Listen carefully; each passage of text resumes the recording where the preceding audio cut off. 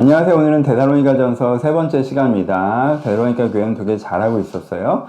환난과 어려움이 닥치니까 내가 잘못하고 있는가 마음이 흔들렸죠. 바울이 여기에 대해서 두 가지로 대답을 해줘요. 한 가지는 너희가 되게 좋은 교회라는 걸 기억해라 라고 하는 1장의 메시지예요.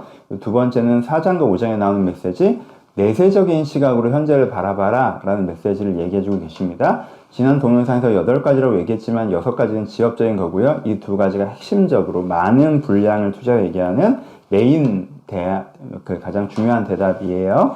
그리고 이 두 번째가 어떤 면에서는 데살로니가에서 특징적으로 하고 있는 더 중요한 대답이라고 할 수 있습니다. 함께 살펴볼까요? 4장 12절부터 5장 11절까지가 분량이 될 텐데 읽어보셨으리라고 믿고, 자는 자들에 대해서는 죽은 사람에 대해 슬퍼하지 않기를 바란다라고 말씀하시죠. 왜냐하면 그들이 예수님과 함께 있고 나중에 예수님과 함께 올 것이기 때문이라고 말씀하세요. 그때가 되면 예수님께서 나팔소리와 함께 감림하실 건데 그때 죽은 사람들이 일어나고, 그리고 우리도 구름 속으로 이끌려서 공중에서 예수님을 만날 거라고 말씀하고 계시죠.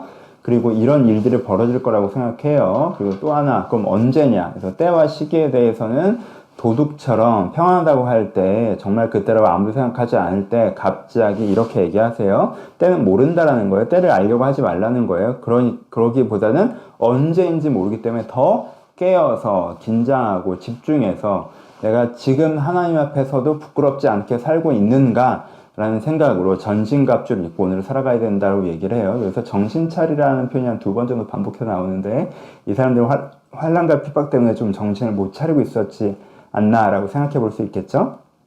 적용적으로 봅시다. 기독교는 인간 죽음 이후에도 존재한다라고 믿어요. 그래서 여기서의 삶이 전부가 아닌 정도가 아니라 진정한 삶은 여기서부터 시작된다라고 믿죠.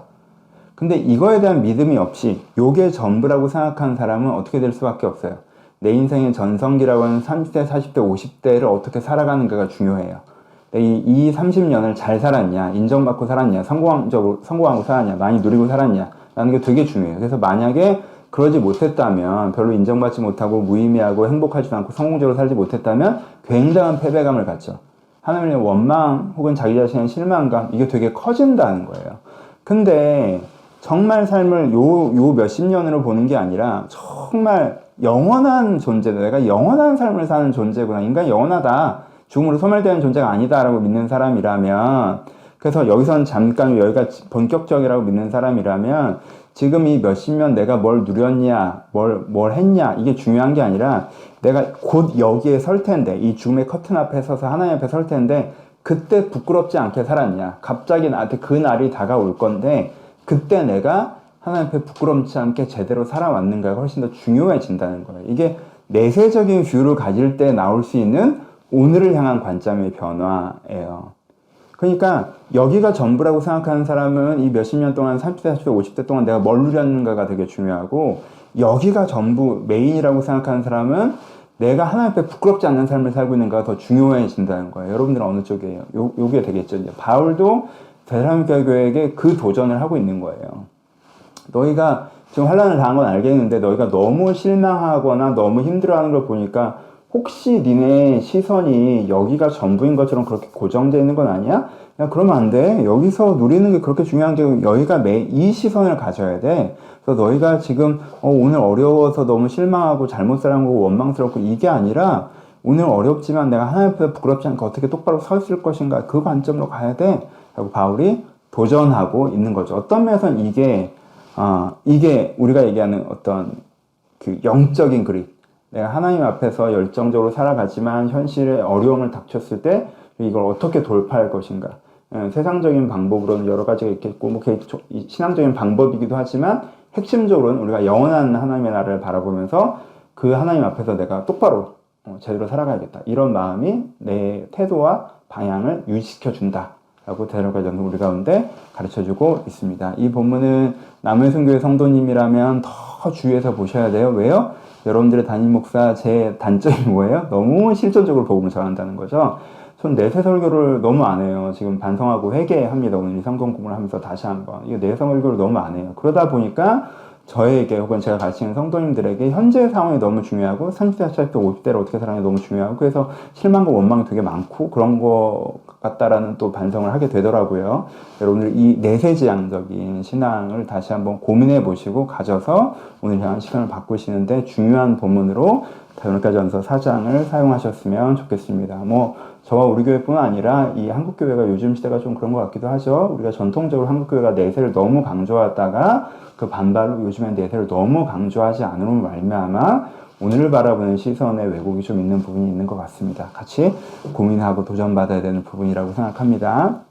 한 가지 더 중요하지 않은 부분을 얘기하면 막 구름을 타고 오신다고 하고 날파를 분다고 하고 우리가 구름 위로 올라간다고 하고 성층권에 그 공기도 없는 데 가서 예수를 만난다고 하고 하니까 뭔가 좀 어색하잖아요. 또 죽은 사람이 무덤에서 이렇게 일어난다고 하고 그러니까 우리는 좀 어색하고 불편하잖아요. 다시 한번 반복적으로 말씀드렸지만 강조합니다. 계시는 그 시대 언어에 갇힐 수밖에 없어요. 성경은 우리를 향해서 쓰여진 것이 아니라 2000년 전 그들을 향해서 쓰여진 거예요.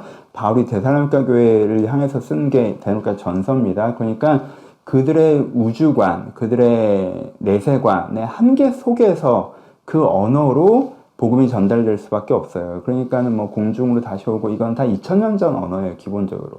2000년 전 사람들은 시공간을 객관화시키지 못했습니다.